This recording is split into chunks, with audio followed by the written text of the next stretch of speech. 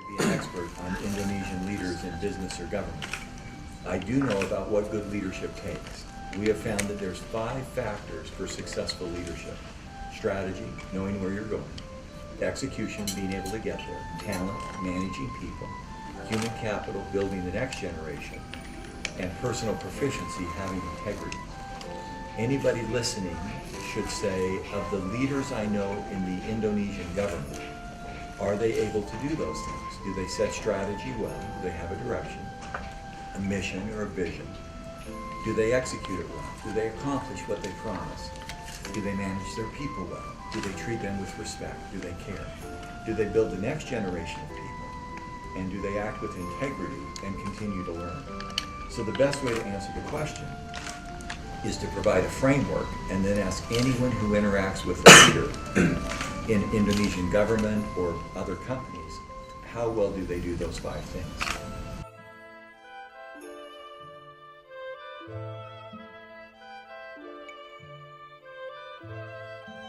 Very good question.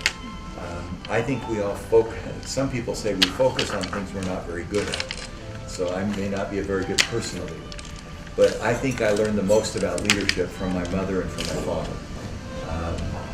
Both of them were not high in companies, but they were very good at leadership within the family and within the community that we spent time with. My mother is alive still, and she's very gifted at serving and nurturing and caring. My father, when he retired at age 55, spent the next 20 years of his life spending 2 to 3 hours a day picking up food from the grocery stores and giving it to the homeless and shelters. And so I think they both taught me about selfless leadership and the commitment to serve others. And it's that kind of commitment that I hope I can pass on to my children. That leadership is not about me, but it's about how I use my gifts to benefit other people. And I learned that from my mother and father.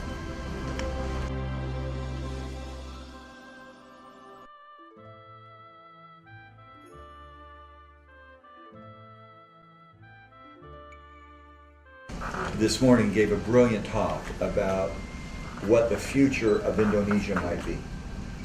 And he painted a very optimistic picture of what might happen. The challenge is not just to paint the picture, but to build the discipline to accomplish those aspirations. My sense is leadership, both in the public sector and in organizations, becomes one of the key predictors of driving that success. Now, what's unique about leadership in Asia? We shared some data in our session that when you look at what drives leadership, is it the country, the customer, the culture of a company, or the competencies of the person, that the biggest thing that should be shaping leadership is the customer, the people we serve, because leaders succeed not by what they do, but by what others get.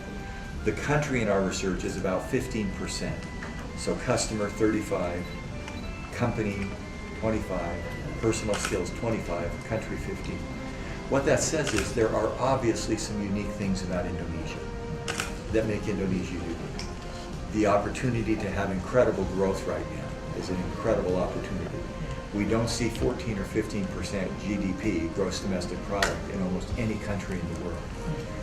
The opportunity to take 230 million people and find a way to put their skills together to begin to work collaboratively is an incredible opportunity. We don't see that in many countries in the world. The challenges become, and I talked about it briefly with the experience in Vietnam, is while we have aspirations to lead, have we built a good education system that people learn world-class knowledge and standards? Have we learned how to cooperate with each other? Have we learned how to build cooperation between government and industry and education? Have we learned how to cooperate? Have we learned how to execute the promises we make as leaders? And have we learned how to innovate? Have we learned how to create new ideas that weren't there? What we find is every country has a flavor, and it's like the flavoring of food, but the fundamental basics of leadership are still much the same. If I may build on what you have said, please. in Indonesian context, I think Pak Hairul Tanjung is very well known in terms of the leadership code as a strong strategist, and his ability to be very detailed in following up and making sure that the strategy is implemented.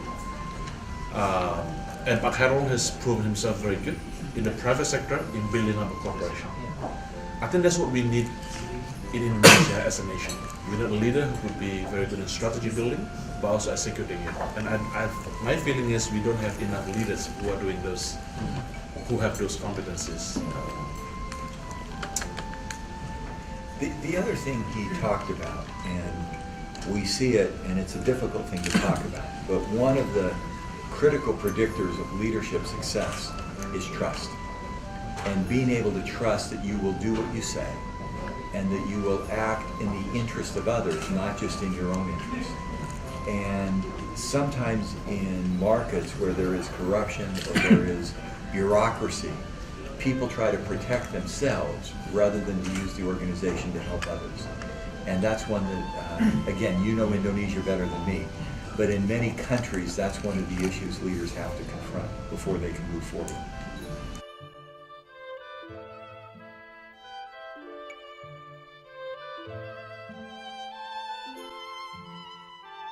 Again, you keep asking for an expertise on Indonesia. I would not, for me to speak as an expert on Indonesia would be naive, because I'm not an expert on Indonesia. And I appreciate the question, but my experience in Indonesia is not as broad as my experience in leadership. I would answer somewhat, well, let me ask you, what's the deficiency of leadership in Indonesia? What's the gap? You know Indonesia well. Well, I think it's always good to look at the strong side. Indonesians, we are very caring. We focus on teamwork, consensus. That's the strength that we have. But I think very importantly is setting the standards, demanding people to execute and meeting the standards. That's what we like of. As I say, Park Harold is a very strong strategy, but not good. Sorry, he has been very strong in strategy and executing. And this kind of competencies that we need, not just in private sector, but also in public and government sector.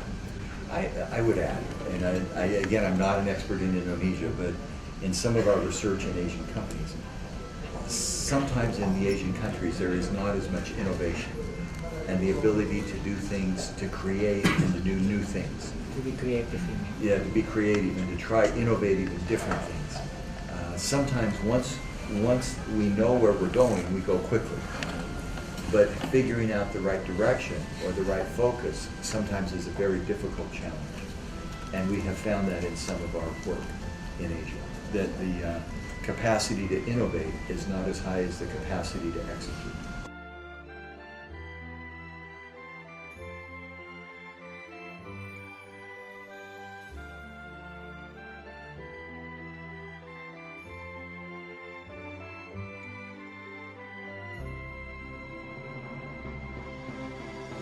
Leaders have to set direction when employees lack two things. If the employees have the skills to do the job, and if they're motivated to do the job well, leaders can give employees the opportunity to shape the job themselves. So in America or in Europe, often the employees have the skills to do the job, and they're motivated to do a good job. And so the leader's job is to let them do their job. What you just described in Asia, I hope changes, because I think with increased education and with increased sense of purpose, employees will increasingly have the skills to do their job. So they'll be trained, they'll be talented, and they'll be motivated to do a good job. And in those cases, when leaders start getting involved and be firm and directive, they actually, the word is meddle. Good luck translating that. Meddle, they get involved where they shouldn't be involved. Because if employees are skilled, and they're committed, then the leader's job is to allow them to do their job. And I think we will see more of that in Asia. We see that in some Asian companies that have done well. Lenovo, again, it's a Chinese company, but they've tried to help people be skilled and committed, and then the leaders give them opportunities to do the job well. Alibaba, also in China, Huawei in China. And I'm sure there's firms everywhere in Asia. I could give some examples in Singapore, a hospital system, the smart system, the bus system. Leaders make sure their employees have skills and commitment, and then they allow them to do their job.